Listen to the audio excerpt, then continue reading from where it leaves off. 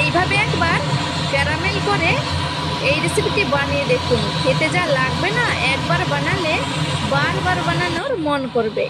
Hello friends, Mithi kitchen ব্লগসে আপনাদের স্বাগত। আজকে আমি আবারও নতুন একটা ভিডিও নিয়ে চলে এসেছি। ভিডিওটি দেখে যদি ভালো লেগে থাকে লাইক কমেন্ট শেয়ার করে চ্যানেলটিকে সাবস্ক্রাইব করার অনুরোধ রইল। প্রথমে আমি নিয়ে নিচ্ছি আধা বাটি সুজি, দুটো ধাগাওয়ালা মিছরি আর কিছু ড্রাই ফ্রুটস নিয়ে নিয়েছি আমার মন পছন্দ মতো। তারপরে একটা বড় বাটি নিয়েছি, আধা বাটি সুজি দিয়ে দিচ্ছি। এইবার আমি ওই বাটিরই মাপ করে 1.5 বাটি গরম দুধ দিয়ে দেব। দুধটা কিন্তু অল্প অল্প করে মেশাতে হবে। চাইলে আপনারা জলও নিতে পারেন বা নর্মাল দুধও নিতে পারেন। গরম দুধটা দিয়ে দিচ্ছি যাতে সুজিটা তাড়াতাড়ি ভিজে যায়।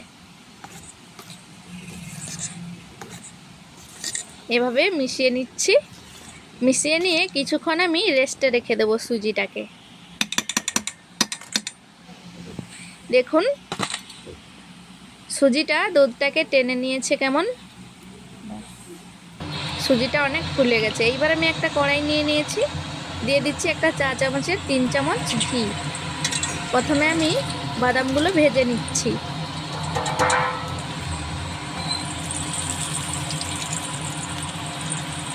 হালকা আঁচে বাদামগুলোকে ভেজে নিতে হবে। এইভাবে একবার এই রেসিপিটি বানিয়ে দেখুন, খেতে অসাধারণ হয়। যে কোনো পুজোতে আপনারা ব্যবহার করতে পারেন। বাদামগুলোকে কিন্তু বেশি ভাজা যাবে না। দেখুন ভাজা হয়ে গেছে, এইবার আমি তুলে নিচ্ছি। ওই কড়াইয়ের মধ্যে দিয়ে দিচ্ছি মিছরি। চাইলে আপনারা মিছরিটাকে গুঁড়ো করে দিতে পারেন, আমি এমনি দিয়ে দিচ্ছি। প্রথমে কিন্তু মিছরিটাকে ধুয়ে নিতে হবে, তারপরে দিতে হবে। যেহেতু কড়াইয়ের মধ্যে কিছুটা ঘি ছিল, তার মধ্যে আমি মিছরি দিয়েছি, তারপরে সামান্য জল দিয়ে দিয়েছি। দিয়ে মিছরিটাকে গালিয়ে নিচ্ছি। মিছরিটা গলে গেছে, একটা ক্যারামেল তৈরি হয়ে যাচ্ছে। হালকা আঁচেই কিন্তু ক্যারামেল তৈরি করতে হবে। তারপরে এই মিছরি থেকে যে সুতোর মতো অংশ আছে এটা বেছে ফেলে দিতে হবে।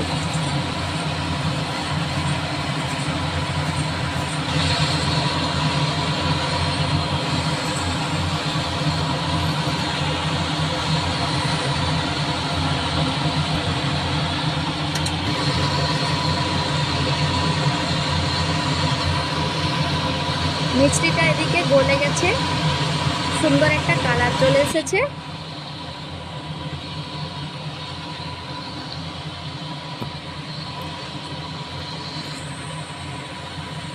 এইবার আমি দিয়ে দিচ্ছি 1 চামচ ভাত তোলার যে ডাব্বা হয়, 1 চামচ দুধ দিয়ে দিচ্ছি। দুধটা দিয়ে ভালো করে মিশিয়ে নিচ্ছি। এখানে আমি সুজিটা বেশি ব্যবহার করেছি, আপনারা চাইলে অল্প সুজি দিয়ে এই রেসিপিটা বানাতে পারেন। এইবার আমি সুজিটা দিয়ে দিচ্ছি যে ভিজিয়ে রেখেছিলাম দুধ দিয়ে।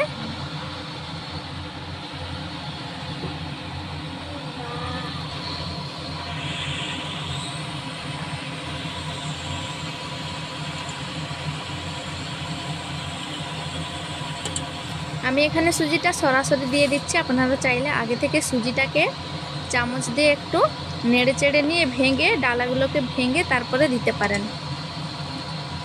কড়ার মধ্যে আমি ডালাগুলোকে ভালো করে ভেঙে নিচ্ছি খুন্তি দিয়ে। আবারও বলে দিচ্ছি, গ্যাসের আঁচটা কিন্তু হালকা রাখতে হবে। ভালো করে ডালাগুলোকে ভেঙে ভালো করে নেড়ে চেড়ে আমি মিশিয়ে নিচ্ছি। মেশানো হয়ে গেছে, দেখুন অনেকটা শুকনো হয়ে গেছে কিন্তু।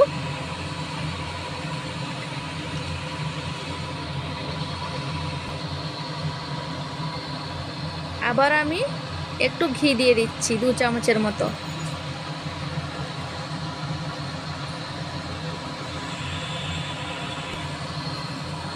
ঘিটা দিয়ে ভালো করে নেড়ে চেড়ে একটু পাক দিয়ে নেব।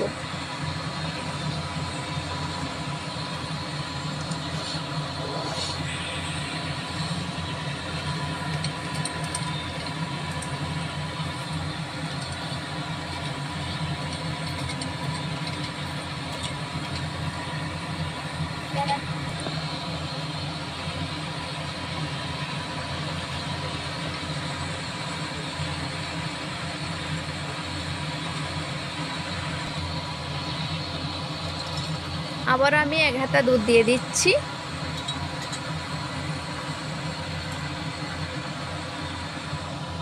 এভাবে আমি অল্প অল্প করে দুধ দিয়ে সুজির মিশ্রণটিকে একটু পাতলা করে নিচ্ছি। দিয়ে দিচ্ছি সামান্য নুন, 3টে এলাচ ফাটিয়ে দিয়ে দিচ্ছি, দিয়ে ভালো করে মিশিয়ে নিচ্ছি।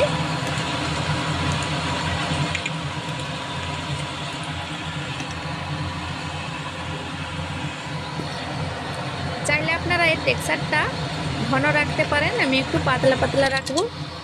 দেখুন এইভাবে পাতলা পাতলা রাখবো। একটু ভালো করে আমি নেড়ে চেড়ে কিন্তু মিশিয়ে নিয়েছি। তারপরে আমি ভেজে রাখা বাদামগুলো দিয়ে দিচ্ছি। ভেজে রাখা বাদামগুলো দিয়ে আমি ভালো করে মিশিয়ে নিচ্ছি।